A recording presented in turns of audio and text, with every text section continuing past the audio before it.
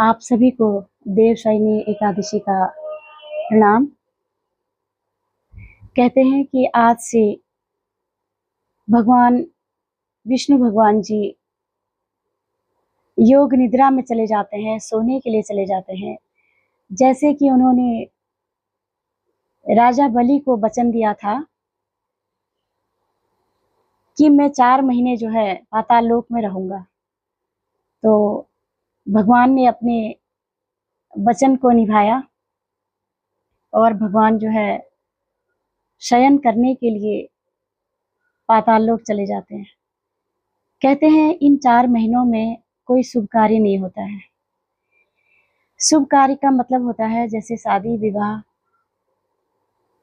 या जनेऊ, कोई भी इस तरह के शुभ कार्य। लेकिन अगर देखा जाए तो शुभ कार्य तो कभी बंद ही नहीं होते हैं। इन 4 महीनों में जितने भी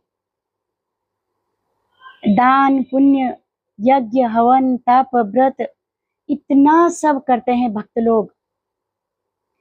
कहते हैं कि भगवान विष्णु अपना कार्यभार और देवी देवताओं को दे करके चले जाते हैं, वो सबको मौका देते हैं। ये बहुत बड़ी शिक्षा है कि एक इंसान सोचता है कि मैं ही चला आ रहा हूँ, मैं इतने दिन से या घर चला रहा हूँ ये या दुकान चला रहा हूँ या देश के अंदर जो भी व्यवस्था है वो मैं चला रहा हूँ, लेकिन सबको मौका मिलना चाहिए, सबको मौका देना चाहिए। जो भगवान श्री हरि ने सबको ऐसा मौका दिया। सभी देवी देवता अपना कार्यभार संभालते हैं। इस बीच जैसे ही भगवान श्री हरि विश्राम करने के लिए जाते हैं, वैसे ही गुरु महाराज आ जाते हैं। गुरु पूर्णिमा आती है तो गुरु महाराज जी जो है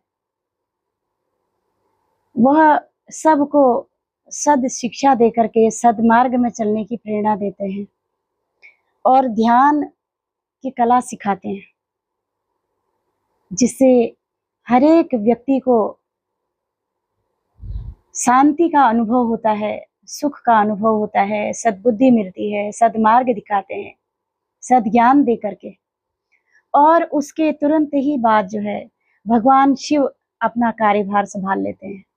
सावन का महीना आ जाता है, भगवान शिव अपना सारे भक्तों को तप में लगा देते हैं, ध्यान में लगा देते हैं, तपस्या में लगा देते हैं, व्रत में लगा देते हैं, उपवास में लगा देते हैं। सब इसमें व्यस्त रहते हैं।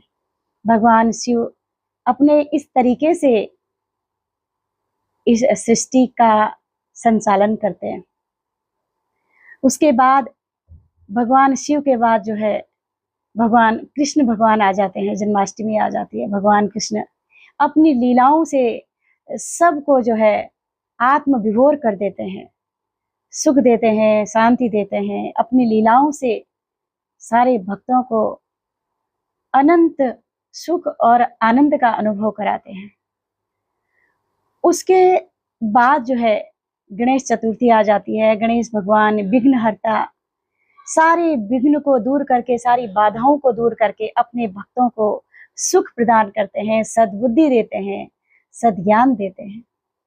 तत्पश्चात दुर्गा माँ आ जाती है, नवरात्रि आ जाती है और नवरात्रों में भी दुर्गा माँ अपने भक्तों को इतना प्रसन्न होकर के दर्शन देती है। जो शांत मन से, जो समर्पित होकर के जो भक्त माता रानी की भक्ति करता है, साधना करता है, माता रानी अपने जो भी उनकी लीलाएं होती हैं, दुष्टों का संहार करके भक्तों की रक्षा करती है और वो सारा कार्यभार संभाल लेती है, सद्बुद्धि देती हैं, सद्ज्ञान देती हैं और तप और व्रत का माहौल रहता है। उसके बाद जो है दिवाली आ जाती है, लक्ष्मी जी और कुबेर जी आ जाते हैं।